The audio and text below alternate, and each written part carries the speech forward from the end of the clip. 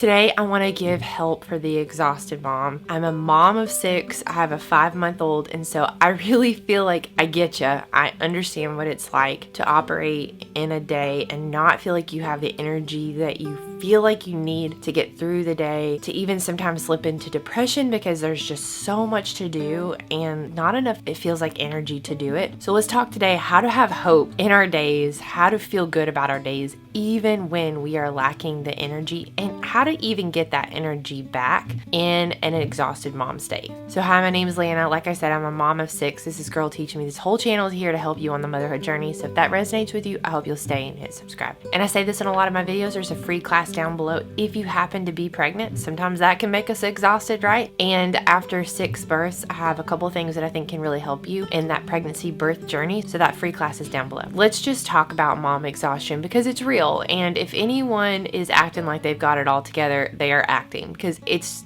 simply not true. But I do think that there are ways we can get more energy back, very practical ways, but then also how do we still operate in that in-between time where the energy doesn't feel like it's there. I read a book called How to Stop Worrying and How to Start Living. It's an older book and so many great strategies, but if I can nail most of it down, what he said is that a lot of times we are zapping ourselves of energy, a lot of times by the thoughts that we are thinking. And I'm going to give you some practical things that you can actually do today if you are stuck in an exhausting day. But hear me out. What we think about can also totally bleed us dry of energy, especially if we're worried, let's say about finances or our marriage or our children, or we're stuck in like some shame, guilt cycle. All that can just totally be draining us of energy. So I think for me, when I think about my roughest days, I'm usually fixating on something that is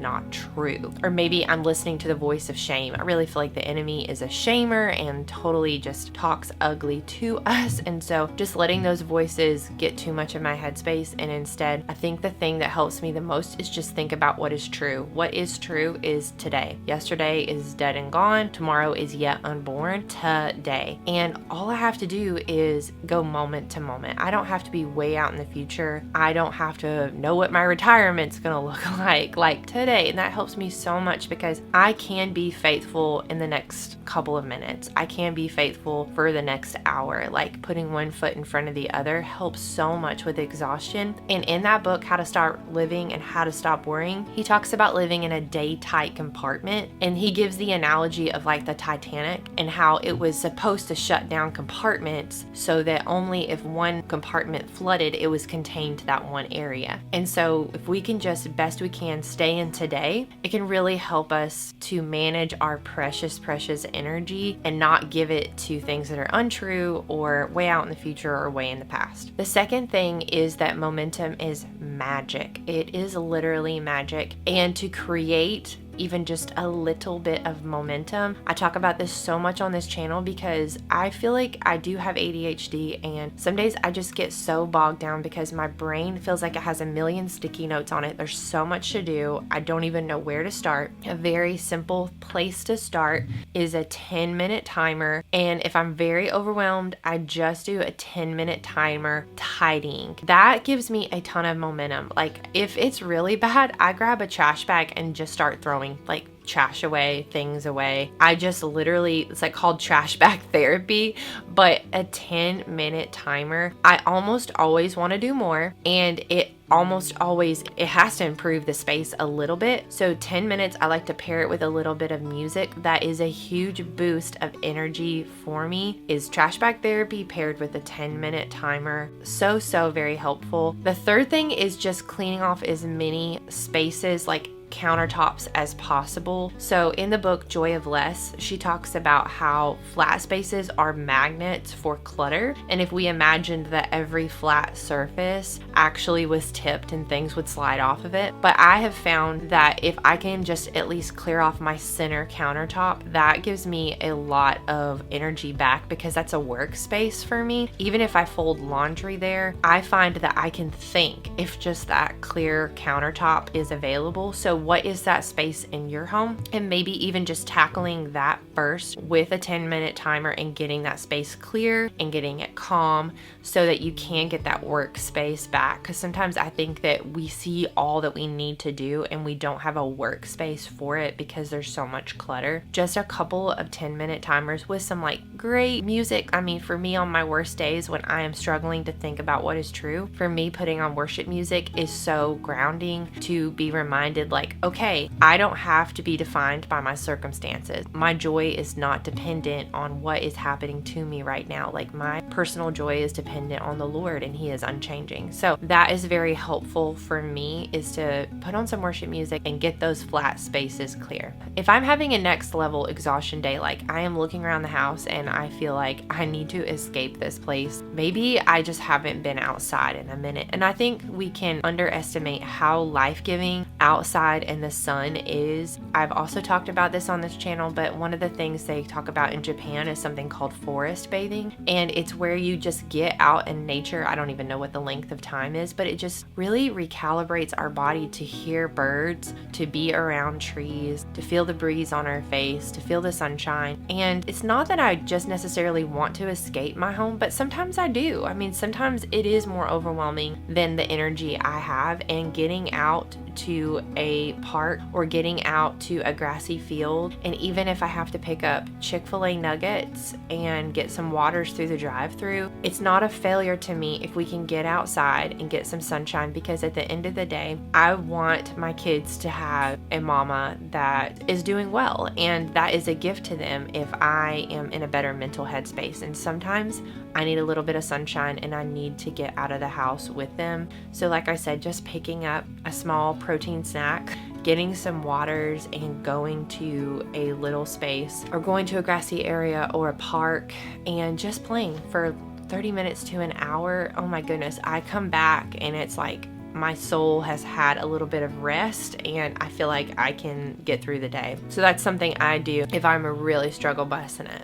The next one is an example that I feel like my mom always set for me, and it's an example I want to give to my girls. I love that my mom always modeled for me to move her body every day, and then she always put on real clothes, did her hair and makeup. So for me, that's like aspirational. That doesn't happen, but I do notice a correlation that the days that I have more energy are the days that I just take 10 minutes. I've found it's really not more than that, to just do a little bit of skincare, wash my face, put on a little bit of makeup, not a full face, brush my hair a little bit, and put on some real clothes. I feel so much better about myself, and I feel like my kids would get a better version of me and have more respect for me on those days where, maybe I just move my body for 7 minutes or go for a quick walk. I was actually inspired by my friend Bree Figgins. She did a little video where she just talked about how we think that movement has to be the gym, but she was showing a real life example of lifting a little bit of weights for a couple of minutes and then going and swapping the laundry, and lifting a little bit of weights for a couple of minutes and going and chopping some veggies for dinner, and lifting a little bit of weights and then putting those veggies in the oven. Like, she was just trying to say, like, it's okay if movement happens in the fringes. Like, movement doesn't have to happen all at one time in our workout clothes. And that was just such a good reminder for me that even when I'm wearing my jeans, I can't actually do movement in jeans. My jeans are actually kind of stretchy. Like, I think sometimes in my head, I'm putting all these barriers up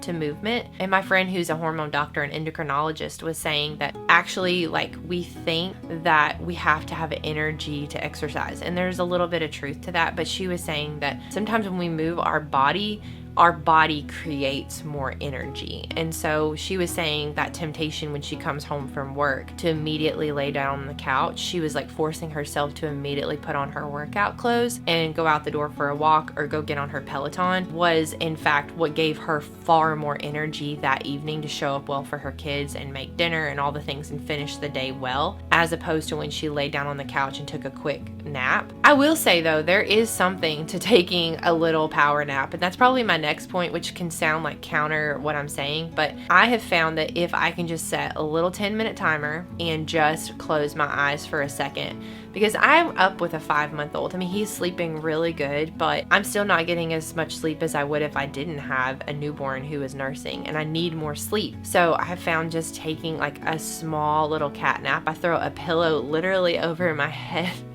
and I've got my little girls asleep when I do that. My boys, they're like 9 and 11, so they'll be doing like Explode the Code or some math or just taking some time to themselves, and I'm like, I'm gonna take a 10-minute nap. And it seems like if I go way longer, I am a bit groggy, but if I can just take a 10-minute nap, I do want to keep laying there, but I do feel like it gives me that, just that little bump, that little burst of energy. And that was something the author talked about in How to Stop Worrying and How to Start Living, is that some of the greats in history, some of the great minds actually did take a very short cat nap in the middle of the day, and it was a great boost intellectually for them, but just stamina wise, to just rest a little bit. And even if you're not going to sleep, just saying, okay, I am going to just simply sit here for 20 minutes and allow myself to read. I'm going to allow myself to rest. Like, I don't have to be moving all the time. Finally, I feel like the thing that helps me the absolute most with my energy levels is taking one day off a week. Just one day. In my Christian faith, I call that a Sabbath, a day of rest. And it just feels like a day to literally sharpen the axe so that the rest of the week I can chop a bit more wood, I chop a bit more. Like in motherhood, it's just taking that day to rest. I know that resting in motherhood is a whole nother animal. It's a whole thing. And I have a blog post on atgirlteachme.com that one of my friends actually wrote, and it's how to take a Sabbath as a mom, because I think that uniquely we have to set ourselves up well to even rest. And she had some really great ideas. So I'll leave that blog post down below. But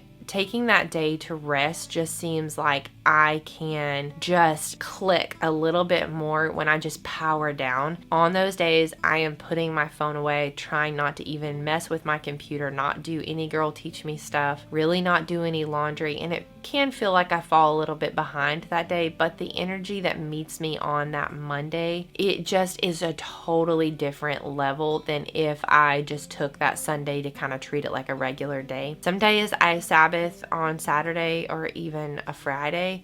I know some people are very against that. They think it needs to be Sunday. I just feel like, just resting, taking that day of rest, it's the heart of that, the Lord knows. But just knowing that our bodies are made for a little bit of rest. 6 days to work, 1 day to rest. So just trying to honor that cycle for my body feels like, okay, this is how I'm designed to operate, and it helps me so very much. Pretty much like charging up our phones or computers or putting gas in the car. It's like, okay, I have to recharge. It's just what I have to do. It just feels like recharging isn't really an option. And one thing my pastor says is we either take a voluntary rest or life gives us an involuntary rest, because our bodies are just going to break down if we're not taking care of them. My final thought, and it's something I've really been mulling over and probably want to talk about more, is that I've been reading this book by Jen Wilkin called None Like Him, and it talks about 10 ways God is different than us and why that's a good thing. And the first thing that she says is that God is infinite, but her point there and how it connects to exhaustion is that we can still bring glory to God because we have limits and he has none. And that's something I've really been thinking about, because I don't want limits. I don't want a limit to my energy. I don't want a limit to my bank account. I don't want a limit to my capacity in any form or fashion. But God knows I have limits, and he's not disappointed in me that I have limits. In fact, I can give God more glory by recognizing that he has no limits and I do have limits. And so there's a grace that meets us when we don't have energy, and we're not going to have energy every day. I know sometimes I just have to slow my roll while the season is that I don't have a ton of energy, and knowing that the energy will return. And also the fact that we're hormonal creatures that on like a 30-day or 28-day cycle as females, and there's just going to be a couple of days a month we just don't have a lot, but knowing that hopefully those days will come back around where we have more energy than we know what to do with. And so sometimes just just recognizing like, I'm just going to do a doable portion today. I'm just going to do the next right thing. I'm just going to do 10 minutes of dishes. I'm just going to do 10 minutes of laundry. And you know, on other days, maybe I'll have more. I'll have more oomph. But today, this is what I have. I have a limit today, and I'm going to work within that in a day tight compartment, and just really recognize that my limits can give God glory. It's not when I'm completely limitless and excellent all the time that He gets glory, but He can get glory even in my limited days. So I hope you feel so encouraged that you're not alone in the exhaustion. There might be a mama in the next apartment complex building over, a mama next door, another woman in your neighborhood. She's just as depleted and exhausted as you are. You are not alone. Don't let the shamer tell you you are the only one and that you're a failure at motherhood because you're tired. More than likely, you're pouring out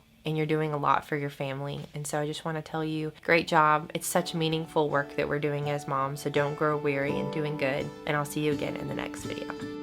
It's so unnecessary dwelling about the past, 'cause I know that God is good. He led me to where I'm at. Sometimes I feel like giving up, you're giving in, but everything happens for a reason. It won't always be blue skies ahead. Sometimes you might need a helping hand, just like iron sharpens iron, making me stronger, calling me higher. When we come together, just like iron sharpens iron, making us stronger, calling us higher. When we're helping each other.